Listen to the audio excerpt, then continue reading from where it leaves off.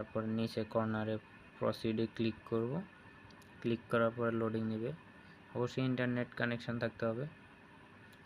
Loading নেওয়ার পরে এখানে নিচে ক্লিক টু কন্টিনিউ দিবেন।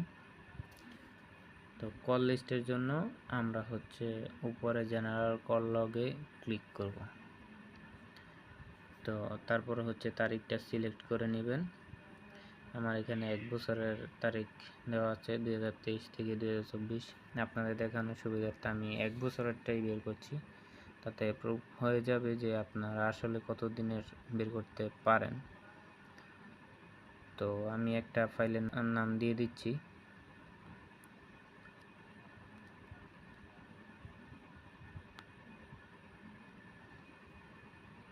এরকম আরও ইন্টারেস্টিং টিপস পেতে আমাদের পেজটাকে ফলো দিয়ে রাখবেন এবং চ্যানেল যদি